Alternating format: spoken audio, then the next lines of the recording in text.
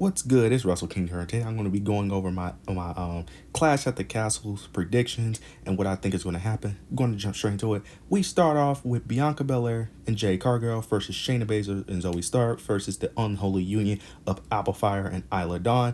A triple threat tag team match. I'm very excited for this match. I like the format that they're going. I like how they're changing it up. Of course, we got a lot of Scottish wrestling on this show, of course, because this pay per view will be in Scotland. Love that. This is the most obvious pick of yeah, this pick in the main event is going to be the most obvious pick, but of course I have Bianca Belair and Jade Cargill. There's not really much of a rivalry here. Basically, the rivalry is everyone just wants those championships and everyone just wants an opportunity to dethrone Bianca and Jade. Nothing more to this rivalry. They really start picking the build up towards like 2 weeks ago for the most part, mainly with Iva Fire and Isla Dawn end up interfering in a match between Shayna Baszler, Zoe Stark, and Bianca Belair and Jade. They interfere in a match, which end up getting them this title opportunity. I love Apple Fire and Isla Dawn. They're great on the microphone. They're great characters. I hope we see more of them. I hope they do not do what they typically do with the tag team division, where they just have them have a match with a tag team, they disappear for a while, then they keep doing the same thing. Because typically what they do with the women's tag team division is they have the tag champs have a feud for like that one pay-per-view, then the person they was feuding with disappear for off TV, and then it repeats. The cycle repeats. They did the same thing with the KCs. They constantly did it with when Piper Niven and Chelsea Green were, well, they didn't even defend it on pay-per-views, but they constantly have a feud and they disappear. So I hope eventually they continue to show the whole unholy union on TV, because I really like them. I think they're something that's kind of missing in WWE. They're kind of like spookiness, as like they're not like I'm trying to figure out the word. They're not like a supernatural gimmick, but like they kind of almost give off that vibe with them. Now they have kind of ditched their like them being like witches and all, but I still like their overall like character as well though. But I can't wait for this match. But Bianca and Jay are the clear winners. They're clearly gonna win this match. There's no way they lose. Next, we get Bayley versus Piper Niven for the WWE Women's Championship. This match right here, I'm not sure how to feel about it, because I don't know whether I should be feeling excited or I should just have my expectations be low. Because this match right here, now I don't think Piper Niven is bad in the ring. I think she's okay, and I think Bayley's good, but I just don't know how they will work in the ring together. This feud, for the most part, has been okay for the most part. It really picked up last SmackDown with Piper Niven cutting that amazing promo on Bayley, with Chelsea Green by her side. We know, of course, in this match, Chelsea Green most likely will be ringside. She's going to help Piper Niven. There's going to be some shenanigans. Bayley's going to have to overcome the odds. I'm going to go with Bayley here. I feel like Bayley is not losing that championship, especially with Nia Jax just around the corner. I think they're going to put the title on Nia Jax. The best way to elevate Nia Jax into like that top heel is to make her beat someone incredible like Bayley. I just don't think you do it with someone like Piper Niven. Now, this could elevate Piper Niven to a degree, but I feel like you need a little bit more build in order to really get that push to make her really feel like that champion. Where Nia Jax is beginning to push since she returned, where Piper Niven just recently got this push. So I don't think it will have the same effect. I think Bayley is going to retain and eventually hold it until SummerSlam, where she'll eventually lose. But this should be a decent match overall. I hope to see more Piper Niven though. I hope to see more Piper Niven. I hope this isn't a one-time thing. I hope they give her more, talking lines. I hope that she talks more, because she's really good on the microphone. She was really good in that promo segment against Bayley. And yeah, I'm excited to see how this goes though, because we know it's going to be interference. I'm just curious to see how they're going to have Bayley overcome the odds. Next, we get Chad Gable versus Sami Zayn for the Intercontinental Championship match. This, in my opinion, like I said, has been the best feud in wrestling in general, in my opinion. The whole Alpha Academy and Sami Zayn storyline, I love what they're doing. You got Chad Gable constantly being obsessed and wants the Intercontinental Championship, feel like he deserves it, constantly abusing his power, abusing his leadership of being a part of the Alpha Academy, constantly mistreating his fellow friends and family. Kind of similar, not exactly, but somewhat similar to Roman Reigns and the Bloodline to a degree. Constantly trying to push them into the more darker side to do whatever it takes to win. Sami Zayn trying to overcome the odds, being the babyface he is, trying to convince the Alpha Academy that they don't need Chad Gable. He's trying to put an end to Chad Gable's madness. I really love what they're doing. This story has been amazing, and Otis most likely will. Yeah, Otis will be next to Chad Gable at Clash at the Castle. This is where I think they pull the trigger. I think they pull the trigger here. I think they pull the trigger here. They have Otis turn on Chad Gable for that amazing pop that's going to be in Scotland. I think they pull the trigger here. I think Otis will cost Chad Gable the match. He would attack him on purpose, whether the ref's not looking or not. It's going to be some type of ref bump. The ref's on the ground. Chad is going to try to cheat some way. He's going to try to tell him to attack Otis. Otis not going to be able to do it. He's going to start, slapping him. Otis can't take enough. Otis is going to body slam him. And I think Otis will do the worm too. I think he's going to do the worm on Chad Gable, do his signature elbow drop, which leads to Sami Zayn taking advantage and ends up picking up the victory here. Now, some people may end up saying that Chad Gable can win this match. I just don't see it. I really just don't see it. I have a very hard time. I think what they're going to do is have Chad Gable lose this match, but since he loses the match because of Otis, not because he actually lost the match. He loses the match because of Otis. That makes the Alpha Academy break up, and this causes Chad Gable to form a new faction with the Creed brothers. Because if you've been watching the show, in the background there are moments where he's talking to the Creed brothers backstage. Like I remember it wasn't on last night's Raw, but it was on like their YouTube channel, like stuff that don't get posted on the show. They have interview segments backstage. It was a segment with, I forgot who was getting interviewed, but in the interview segment, Chad Gable was talking to Ivy Nile. And the thing is, storyline wise, Ivy Nile doesn't really like Chad Gable because she's friends with Maxine Dupree. And then on I think a week or two ago, Chad Gable was talking to the Creed brothers. So I think they're teasing a little bit that he will eventually form a new faction with the Creed brothers, and I think it makes perfect sense. I have Sami Zayn retaining his Intercontinental Championship, and I think at Toronto Money in the Bank is the time where Chad Gable will dethrone Sami Zayn.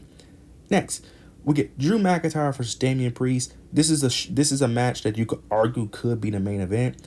I don't think it will be the main event, only because of Cody Rhodes and AJ Styles. Now, I know they had other champions, other people outside of the main championship, the WWE Championship be the main event, but typically the WWE Championship has always main evented if they're in the match, no offense.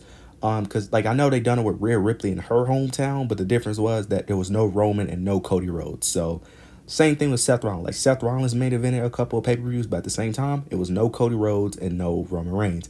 So I just feel like any show with Cody Rhodes on the show or Roman Reigns on the show, they're going to main event. So unfortunately, I don't think Drew McIntyre will, but I could be wrong because it is his hometown, and this is probably going to be the match that everyone is really excited to see. Now, this feud, there's not too much to go on this feud. Basically, Drew McIntyre wants his World Heavyweight Championship.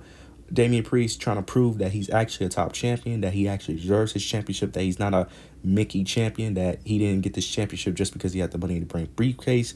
Drew McIntyre, constantly saying that Damian is not a real champion. He only got that because of the Money in the Bank.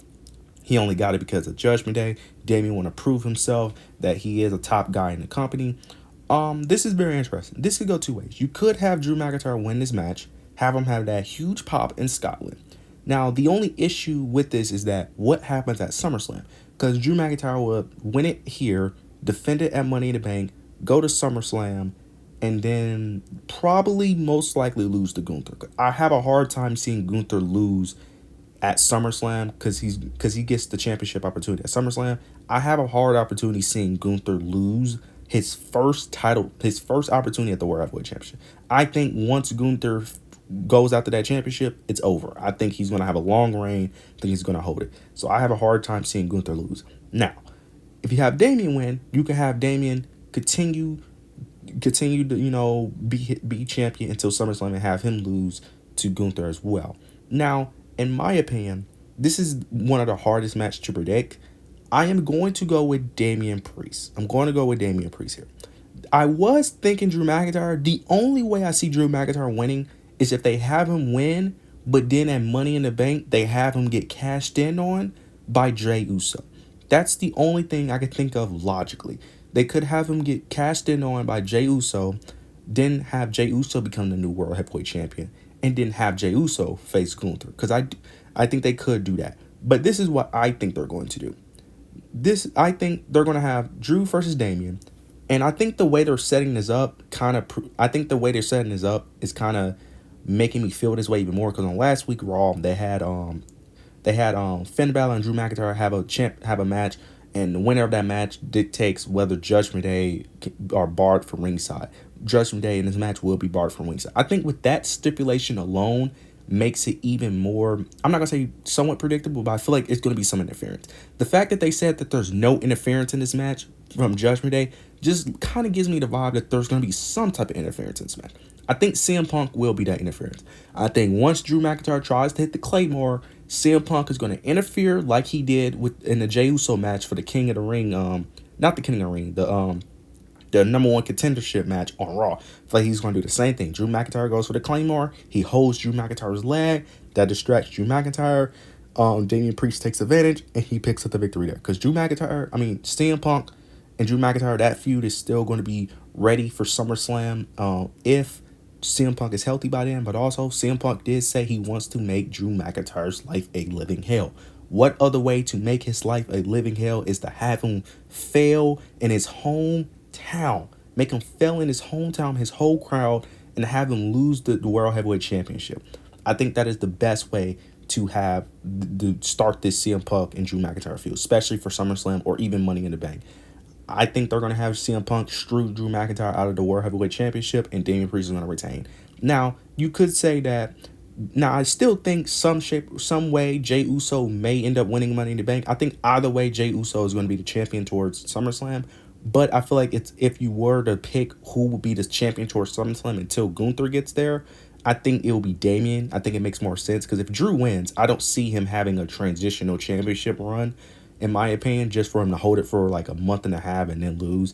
I think they might as well just make Damian continue his reign until then. But yeah, I have Damian Priest continue his championship reign, and I think CM Punk will interfere in the match, costing Drew McIntyre the match.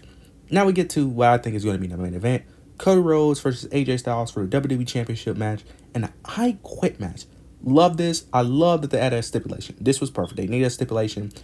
Originally, they had their match at Backlash. That was a great match. I'm expecting nothing less from what happened at Backlash and on Clash at the Castle. This should be great. I love the story they told. This match started off with AJ Styles trying to find his footing back in WWE. He wants another title shot but can't get it. Then they played the storyline of AJ Styles faking his retirement, teasing everyone, thinking he was going to retire. Cody Rhodes ended up being try to congratulate him in the ring, praising him, praising the legacy he has left. AJ Styles, pretending that he's actually retiring, giving a motivational speech, and then attack Cody Rhodes on the outside, end up doing a Styles Clash on the outside of the ring. And that's where this feud started. And I love what they've been doing with Cody Rhodes. Cody Rhodes being this more aggressive version of himself, not playing any games, not trying to, be all friendly with AJ Styles anymore. I love what they're doing with this feud. And I love they make it an I Quit match. Now, I have a wild take here. I think possibly what they could do here is they could possibly have it be a disqualification. I think what they could do here is I think they could have the Wyatt Six interfere in this match and have it be a no contest. Now, you guys have been seeing the QR codes constantly pop up on Raw and SmackDown.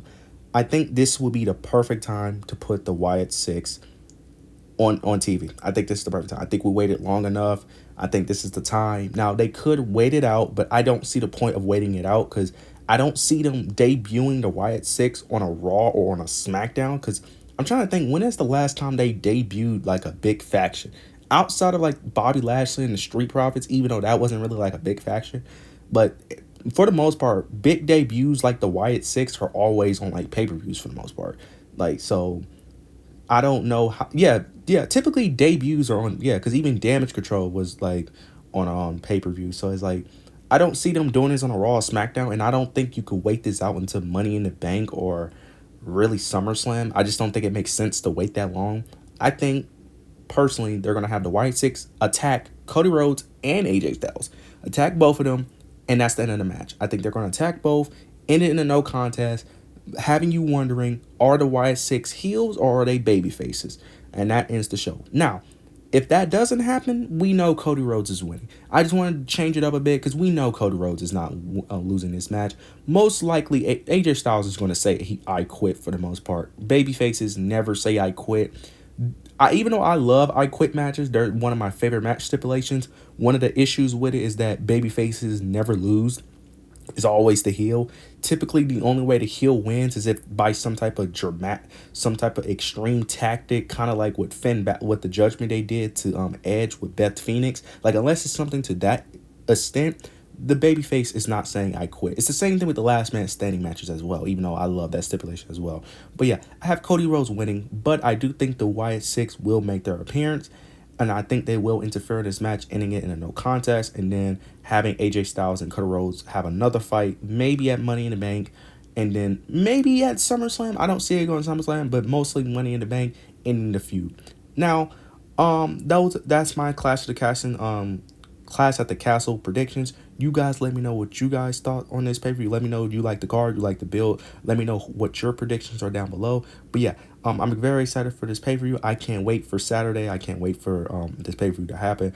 But you guys let me know what you guys thoughts and opinions down below. But yeah, make sure you like, comment, and subscribe. But yeah, that's it.